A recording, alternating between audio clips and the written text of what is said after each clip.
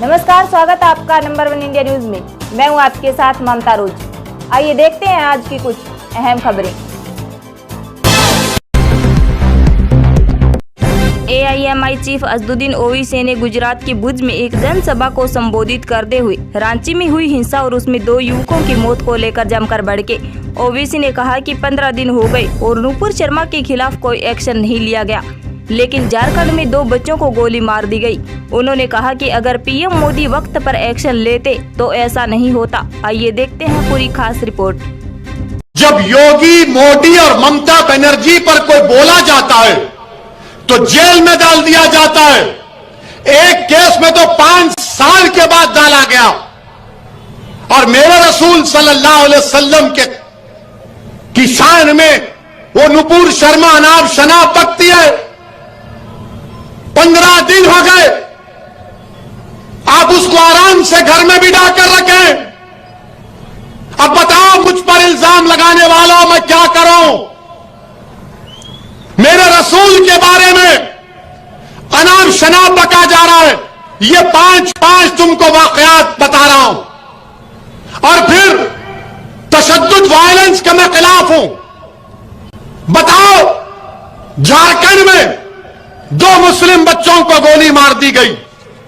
Police ने मुदस्सर को, जो इस्लाम नगर का है, साहिल को, जो चिश्तिया नगर का है, ये बच्चे शहीद हो गए, मर गए, कत्ल कर दिया गया।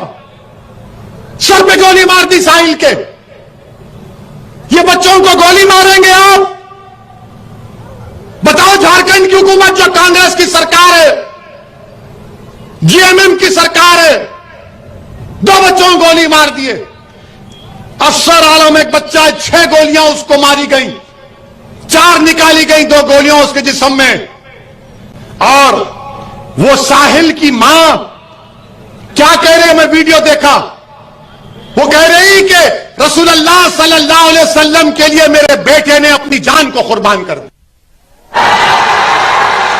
नहीं, तुम थाली नहीं मारोगे। सोचो थोड़ी देर के लिए, तुम्हारा भाई था, तुम्हारा बेटा था, क्या करोगे तुम? क्या हम अपने बेटों को इसलिए पैदा करते हैं कि जान दे दें? क्या हमारी जान की कीमत नहीं है? तो उस बच्चे के, उसके मां को हक हासिल नहीं था कि उसके ज़ईफ़ी का सहारा बने? ये मेरी लड़ाई है। इसके बोलते हैं भड़का भाषण दिया, 2 बच्चे मर गए, गोलियां मार दिया आपने। ये नहीं होता था अगर देश के प्रधानमंत्री एक्शन ले लेते। मैं वायलेंस का कंडेम करता हूं। प्रोटेस्ट होना चाहिए, मगर संविधान के दायरे में होकर रहना चाहिए। प्रोटेस्ट करना हमारा बुनियादी हक है, फंडामेंटल राइट है, मगर अमन के साथ। उत्तराखंड के सीएम पुष्कर सिंह धामी ने सोमवार को राज्य विधानसभा सदस्य के रूप में शपथ ली। सीएम धामी को स्पीकर ने पद और गोपनीयता की शपथ दिलाई। पुष्कर सिंह धामी हाल ही में चंपावत से विधायक बने हैं। सीएम बनने के बाद पुष्कर सिंह धामी ने उपचुनाव में जीत हासिल की थी। आम चुनाव के वक्त वह खटीमा सीट से दावेदार थे। धामी यहां पर चुनाव हार गए थे, लेकिन इसके बावजूद उन्हें सीएम बनाया गया था। आइए देखते हैं पूरी खास रिपोर्ट।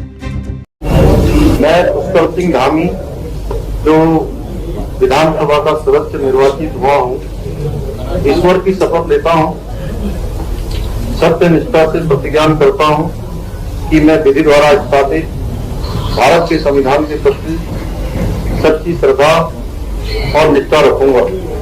मैं भारत की प्रभुता और अखंडता अक्षुण्ण रखूंगा तथा जिस पद को मैं ग्रहण करने वाला हूँ उसके कर्तव्यों का श्रद्धापूर्वक निर्वहन करूंगा। छत्तीसगढ़ के जांजगीर में शुक्रवार की दोपहर बोरवेल में 11 साल के गिरे राहुल को 63 घंटे बाद भी नहीं निकाला जा सका। ताजा जानकारी के मुताबिक 65 फीट गहरे बोरवेल में गिरे राहुल को निकालने के लिए सुरंग बनाने का काम जारी है। सुरंग के रास्ते में बड़ा पत्थर आ जाने से खुदाई में देरी हो रही है। बताया जा रहा है कि राहुल के लिए मुश्किलें बढ़ रही है। पानी में लगातार रहने की वजह से उसके हाथों में सूजन आ गई है और स्किन सफेद हो रही है।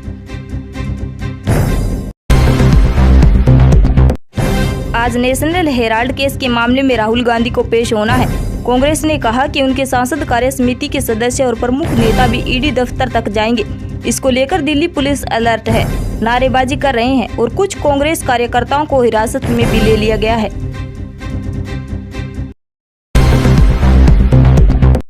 दिल्ली एनसीआर में भीषण गर्मी का दौर जारी है। गर्म हवाओं ने लोगों की मुश्किलें और बढ़ा दी है। आगामी 3 तक लोगों को भीषण गर्मी का सामना करना पड़ेगा। इसके बाद 16, 17 और 18 जून को दिल्ली एनसीआर में बारिश होने के आसार है।